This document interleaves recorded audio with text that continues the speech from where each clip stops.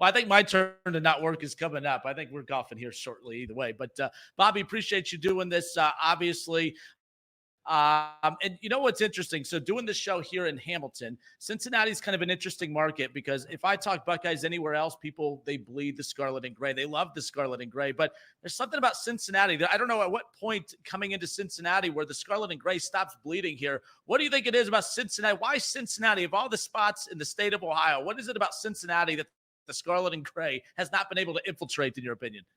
Well, I think it has more so than maybe it had in a while. And there's obviously going to be pockets and there's going to be some different areas. But I think if you look at it, Cincinnati is kind of its own unique beast down there in the 513. It's got obviously a large contingent of, Catholic population. You look at the large Catholic high schools there, dioceses are very, very strong. So because of that, there's that, that natural allegiance. You have a little Notre Dame in there.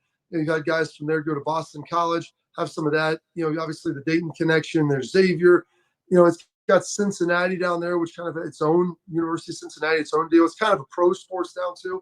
And then not far away, you have Louisville, and you also have Lexington. And so you have that like influence there. I think a little bit of Big Blue Nation, a little bit of the Louisville Cardinals when they were rolling in basketball. So it's just at the confluence there that it's kind of a unique place and kind of like nowhere else in Ohio. And so I think Ohio State has made great inroads there during their time. And Kerry Combs was very instrumental in that one. He was at Ohio State. But yeah, it's not like the rest of the state where whether in Youngstown or Cleveland or even large portions of Toledo, you really feel the Buckeye fever. Bobby, college football, Ohio State, obviously, what we talk a lot about on this show, of course, especially as we get closer and closer to the season. This offseason is not as dark as it to be, especially with losing to Michigan for the third straight year. The tough bowl loss. It just felt like there was no momentum. There was no energy taken into the offseason. And then all of a sudden, I don't know what it was, the NIL collective switch, all of a sudden something flipped. And then it was just full steam ahead, all momentum in favor of Ohio State and Ryan Day and the coaching staff as he had to repiece that together. Just your overall takeaway. It's been a weird offseason considering how the season ended and how they were able to regain control and momentum and to take control of the narrative. Just your overall vibe and feel of Ohio State and Ryan Day is this is probably one of the most important off seasons in the history of the program. It is. I think Ryan sensed that. I think he understood that. Ryan, you can't confuse the fact that he's a good dude with him, that kindness. He's about as competitive as you're going to find. And he saw what he needed to do. They made some changes on the coaching staff this year and, even some tweaks and then tweaking again with obviously Bill O'Brien leaving and then bringing on Chip Kelley and what he's been able to provide. And a lot of, a security blanket on offense for Ryan, for a guy who's not only familiar with his system, who's coached in the NFL, who's coached in college at the head level, but also as a guy who's known Ryan for a long time. So there's an inherent trust there. And then went out, and someone I was talking to me about this yesterday, where they feel like this team is just kind of a patchwork of guys together. Given the portal, I go, listen, you look around. I mean, this is college football. Ohio State brings in less portal guys than just about any other school. I mean, they're not bringing in more than like 5 or 6 guys, maybe 7, 8. But it's not like they're out there bringing a whole portal recruiting class. They're filling needs and taking players of value. And in doing that, then you've got to help build that locker room. But they had all these guys come back, especially on the defensive side. They're real excited. You had Judkins in on offense.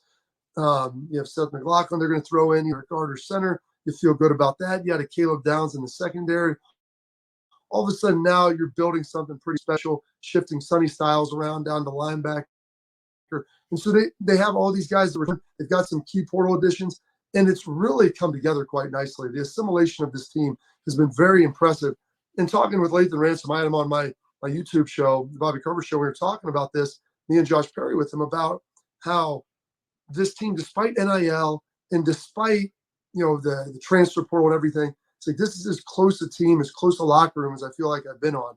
And I think you can sense that. And being around the guys, you feel it. And because everyone thinks, oh, these guys are mercenaries now. It's a different time. Yeah, things change a little bit, but that doesn't necessarily mean the fabric of a team has to change. And getting privileged enough to being around Ryan and being around the guys in the locker room, I mean, this is as a close a group as you're gonna find. And so I think that's where a lot of that positive momentum comes from. And they're excited to kick off this summer, because this is going to lay the groundwork for heading into camp and what they're going to be able to do this year. Chip Kelley, I think that caught a lot of people by surprise, although there was talks and rumors of, him potentially joining the staff as we got closer and closer to that change, of course. But that's one of the more wilder additions. That was a very aggressive addition for Ryan Day. Obviously, if you know their history, obviously they go back, quite some ways. But for some on the outside looking in, they could look at that and say, it's kind of a gutsy move on Ryan Day's part, because you bring in a big time name head coach to be your offensive coordinator. You've lost 3 straight to Michigan. Fan base getting a little uneasy after how the last season went down. That was pretty aggressive move, and it shows Ryan Day is not putting his interests first. I mean, that was a team first move to bring in a guy with the experience of Chip Kelley. Just talk about decision. No, we're months since that move has been made, but still, that was a very big decision from Ryan Day to bring Chip Kelley in, and that's huge for the program, no doubt. It really was. And he wanted an offensive coordinator, I think, that had been in the NFL, a guy that had been a head coach before, because then you can understand how to call a game from a head coach's perspective, because he wanted to be able to turn over play calling duties. If you look at what Ryan's doing now, any college head coach, I mean, it's almost too difficult to call, because actually the football aspect is such a small part of it now. You're dealing with NIL, it's meetings, it's transfer portal, it's recruiting, it's all this other stuff. The ability to actually be a football coach, that's such a small fraction of it. And so bringing in Chip Kelley, then after Bill left, to me, people look at it, it was an aggressive move, absolutely, because he got a buyout at UCLA. He'd been a head coach. They have a long history. I mean, Chip recruited him out of high school to go to New Hampshire. I think they're both from Manchester and New Hampshire. There's a understanding of familiarity there. So I think there's an inherent trust where Ryan can say, you call the plays. I'm going to be involved. I'm going to coach the quarterbacks and do this, but you're good at this. Chip Kelley's an excellent play caller. He's really good in the run game. People think of him as a spread, finesse, passing the ball. He loves to run the football. You go look at UCLA the last couple of years, they're pulling guys, they're running counters. They want a physical football team. And so for Ryan to turn that over to him and give up Ryan's call, that's a big piece of it. And that's a sign of maturity. You got to remember, it's still Ryan's first job. He's been in it for 5+ years. He's learned a lot. There's been a development aspect of it. And I'm really excited for this, because he went out and tried to figure out, like you said, is what can we do to make Ohio State better with players, with coaches that are not here, the players that are here. How can we optimize them? How can we optimize the coaches that are here? And how can we build a brotherhood to make sure that we're going to collectively as a team be as good as we can possibly be?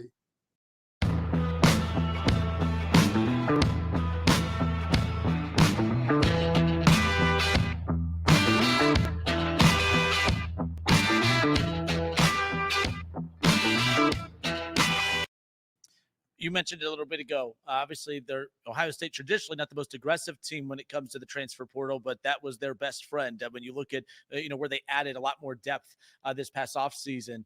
I had a chance to run. I had a conversation with Jim Tressel. He was at UD Arena for the OHSA State Basketball Championship. And we were just talking about why Ohio State is set up to be one of the championship favorites, obviously just the talent alone. But he talked about the importance of depth, because we could talk so much about the roster and the team heading into the season, but what's most important is the team you have at the end of the season heading into the playoff. And you could be playing up to 17 games if your season goes the way you anticipate it to. Depth is the biggest key for this team. We could talk about Will Howard. We could talk about Judkins being added to the running back room, but depth, and not just the quarterback and running back position, but depth across the board is huge, especially if they aspire to make a deep run into the inaugural 12-team college football playoff this season. So you mentioned the potential of 17 games. You're playing a national championship. It's 16 or 17. And the difference is with college football, there is no waiver wire. This isn't the Cincinnati Bengals where you can go grab somebody, scoop a guy up who you had in training camp earlier in the year. And so defensively, you're going to need to make sure you're playing eight D linemen. You're going to be playing 3 and 4 linebackers for 2 spots. You're going to make sure that you're playing 7 and 8 defensive backs for the 5 spots to make sure that those guys that are young are ready to go should someone hurt. B, making sure the young guys who are good enough to play get on the field, because if you're good enough to play, you should be on the field. And then C, you're going to continue to develop those guys, and help keep the frontline guys fresh, if you will. And so you're going to need to do that at running back. And you look at the Judkins and Henderson situation. Receiver, they're going to play a lot of guys. And then especially on defense, you're going to have that. The only place you really don't rotate is the offensive line and the quarterback. And outside, they'll probably still work some young offensive line in. But I think you'll see more of this when the game is 21-3 in the second quarter. hopefully, you're going to see early on getting some guys in there. Jermaine Matthews is rotating in consistently on defense. You'll see Lorenzo Styles hopefully coming in for nickel for Hancock a little bit and rolling these guys through there to make sure that some of those young freshman safeties are rolling in for Lathan and Caleb. And obviously the defensive line, getting, a guy like making sure that you've got a nice rotation going with Corey Simon, Sonny Styles, and CJ Hicks. Probably throwing Gabe Powers in there too to make sure they're all ready to go and that they'll all be fresh. And then when their time is called, if someone is hurt and somebody has to go a full 60, 70 plays in a game, they're prepared enough to do that. So it's exciting. Ryan's taking an aggressive approach with that. And that's why people talk about like a collection of talent versus a team. They brought in a handful of transfers at select positions. They didn't have anybody of consequence really leave during that second spring window. And I think that speaks to the fact that some of these guys knew, hey, I might not be a guy that's going to be the frontline guy, but they're going to play me. I'm going to get 35, 40% snaps when I need to. I'm going to get developed, and I'm going to be in a program that's highly competitive. And so I think that speaks to the health of the program right now. Oregon, Washington, USC, UCLA. A lot of new additions to the Big Ten this upcoming season. We knew last year after the national championship game ended, it was going to be one of those, the end of an era, and it was going to be a whole other vibe and feel for college football moving forward. Not only is it the inaugural 12-team college football playoff era that we're embarking on, but the Big Ten is going to have a completely different vibe, look, and feel as well with the additions of Oregon, USC, Washington, UCLA, as we talked about. Ohio State, they'll be on the road at Oregon, so they'll get their first taste of them as a Big Ten showdown right there. But just, I know you've given your opinions on the additions of those four teams in the past, but now that the season that we're embarking on that season with those new additions, what do they bring and what does it mean for the Big Ten? Well, I think Oregon's really good. You look at what Dan Lanning's done there. They lost Bo Nix, but they brought in Dylan Gabriel. They're going to be a very talented team. I think it's them and Ohio State are the two most talented teams in the Big Ten, and you're going to have Penn State right there with them. USC is a big wild card because I've watched them score a lot of points. I watched them with the Heisman Trophy winner last year, where they go 7-5, 8-5. Like, they weren't a great squad by any stretch. UCLA's got a lot of work to do. And then Washington with Fish, Jed Fish heading up there, they have a national championship, but they had a lot of departures, guys leaving the draft. They had one of their best corners go to Oregon. And so they've had some departures, but Jed Fish has done a good job. He did a great job at Arizona. And so I think if you tier them coming in, it's probably Oregon, maybe Washington with USC close behind or vice versa, and then UCLA a little bit below. But it's going to add the traveling dynamic. It's adding a couple more big branded blue blood programs. Oregon is an incredibly hostile environment to play. It's a tough place to get to. And so there's going to be some obstacles and hurdles that are going to come with this first season in this. But the good news is that it's divisionless. So if you're in the East and you're the second best team in the East, well, you know what? And you're the second best team in the conference, you're going now to the conference championship game because there is no more East or West. And so you've got that. You'll have, 10 days off, and then you'll be playing the first round of the playoff. So there's going to be a lot of games that will be coming thick and fast. Bobby Carpenter hanging out with us here. It's the Kinner and Kev Show, 1410 ESPN Radio, Chatterbox Sports on YouTube. Talking Ohio State, talk the Big Ten, and of course, I'm surprised it's taken this long for me to bring up that cheating team. That team up north, the Michigan Wolverines, of course, they're going to have, the defending national champions. We could talk about all the off the field stuff or technically the on the field stuff from last year and everything that kind of went down with that, but they're going to have a much different look and vibe and feel as well as they look to try to put the pieces back together after Harbaugh departs for the NFL. But the defending national champions, the Michigan Wolverines, much different look coming up this season. They are. But you saw Donovan Edwards in the NCAA football game. He's kind of the guy that's right in the center. Judkins is in there as well. They got a number of players, but right front and center, you've got Donovan Edwards, and played really well at the end of the season last year for Michigan. We've watched Sharon Moore. Last year you saw him coach basically half the season. Did a really good job of it. But now it's not just coaching. There's really three facets to coaching. You've got your in-game coaching, you've got your organizational and program building, and then you've got recruiting. And we've watched Sharon Moore run games, and he's done a good job. Great job managing the game. Now, can you build a program over the course of the year? Can you manage assistants? And then the recruiting element of it as well. And so we'll see. I think they're a very good team.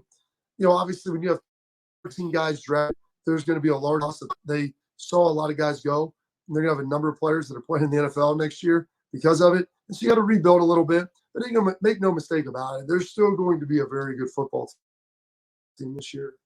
Football, Bobby. You had Dabo Swinney recently. I mean, they're the only team. How many Division I college football teams are there? When I talked about checked that. There's like 131 maybe. They're not the only team. Okay. It's fake news. It's close. They're the only non-service academy that did not bring in a transfer in the transfer portal. So I don't know. Yeah, it is a technicality. I don't know if West Point's offering mid-year guys, given how hard it is there, or Air Force or Navy, but they're the only non-service academy to not bring in a mid-year transfer. But with him, I mean, it's wild because, I mean, 3-4 years ago, short years ago, I mean, you had Nick Saban and he was barking. He was right in the heels. Nick Saban is being listed as the top head football coach in college football, of course. I mean, blowing out Alabama, winning multiple national championships, and they've taken some steps back. It's like Dabo is not buying into the, when you start looking at the transfer portal. But I mean, in his defense, he said, hey, technically his whole roster is nothing but transfers because they all transferred from high school, I guess. Speaking of technicalities, but is it odd that you have such a big name head coach in Clemson that's just not buying into the transfer portal? And can they sustain any kind of success without doing that? Well, the transfer portal is a unique beast. And I think the elite programs, they use the transfer portal as a supplement when they need something. If they had a guy, because here's the thing, the transfer portal works both ways. And so you may have a guy that should be playing next year, but he's got to get in front of him. He knows he's not going to be as much as he would like this year. Some offers him a boatload of NIL money over here. And so hey, I can go here and be a starter. And I know that I'd be playing some this year and a lot next year to be able to go take this opportunity now. Thanks for developing me as much as you did. And so because of that, you may have a void. And whether it's Alabama, whether it's Georgia, whether it's Ohio State, Michigan, Texas, whatever, that happens. That's going to happen some. You can't ever eliminate it. So you need to replace that guy with a depth piece, with someone who has experience. And so because of that, you may need to go in the portal. But you want to be real selective about how often you do it, whom you do it with, and when you're using it. Because you want to make sure that you're rewarding guys in program who do it right and give them opportunities. You don't want to go there and try to build a team of transfers where it's just a collection of talent as opposed to building a team. And you don't want to get bad guys that aren't locker room fits and culture. I know that's what Dabo was worried about. And Georgia 2 years ago didn't bring in a transfer in, and they won a national championship. But you look at Kirby Smart. You're bringing a handful of guys. You're Ryan Day. You're bringing a handful of guys. You want to bring in, ideally, like I looked at this, I think probably 5 to 8% is probably a realistic number. Somewhere between, 4 to 8 guys a year in the portal. If you're doing it right, that means you can get good players to help you and supplement and provide depth, and maybe a frontline guy or a guy who's just really talented, who fits what you do, who went to a school that's like, I didn't like it there, I want to come here now instead. But you don't want to try to be building whole classes of that. And so Dabo is closer to right than wrong. He just needs to realize, and they did go after a couple of guys. I think they just didn't really fall in place for him. And maybe they didn't like him culturally, and that's cool. That's if you go after a guy and you don't like him, it's fine. The reason Ohio State has Quinshon Judkins is because they brought in Davidson Igbenusson. IGB, basically like the mob, vouched for him. And he goes, this is a place that you want to be, Quinshon. This is Ohio State's the spot you want to be. And he told Ryan, this is a guy that you want. He's an alpha. He's a dog. He is a dude. Now let's talk to Trey and make sure he's good with it. And Trey's like, hey, let's just make the team better. Buckeyes, you sign up, and that's the type of ultimate team that you want, of guys that are highly competitive, that want to push each other, want to be better, that are team first guys. And so that's the way the portal works in a positive manner.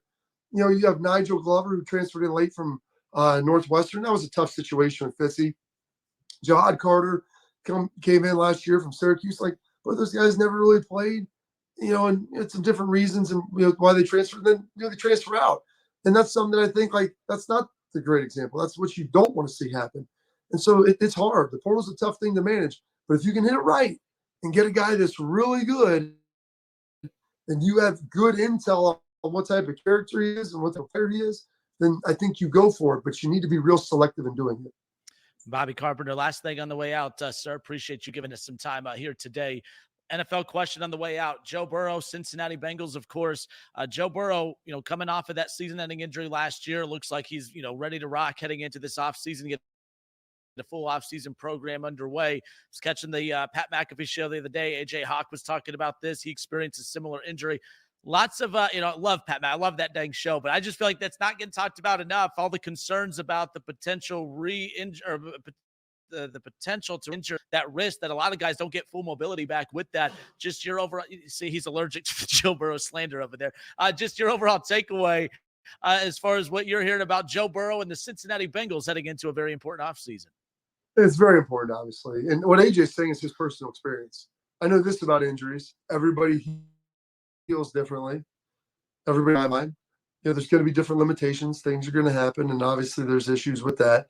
And people act like the human is a car. I remember talking to a trainer and, one of our team physicians, like, me going in and scoping your shoulder. It's not like I'm just opening the hood of your car and replacing a battery. It's like you have to drill in there, cut through muscle, cut through tissue, replace it, heal it, or fix it. Let your body then heal itself while you're healing the entry wounds and everything else.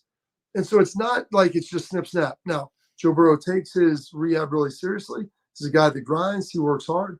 I anticipate him being fine. But for people to act like, hey, he had surgery, it was right away, it'll be no big deal.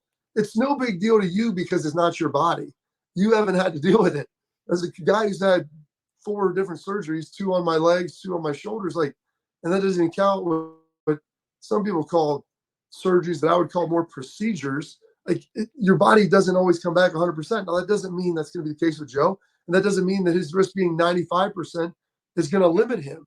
Or maybe he's got a little bit lost emotion. He's going to keep grinding on it. But there is always that risk. I'm not saying this is going to happen. I'm not speaking of Burrow because he's overcome a lot. I love the kid. He's worked his butt off. He's one of my favorite people all time. But he's got to work through this. And for everyone that acts like, oh, yeah, he just had a wrist replacement, they went in there and slapped a new one on, he'll be fine. I wouldn't go that far. All right, Bobby Carpenter. Bobby Carpenter's show on YouTube as well. You're a busy guy. You and Josh Repair, you guys do a fantastic job with that. Just plug that on your way out.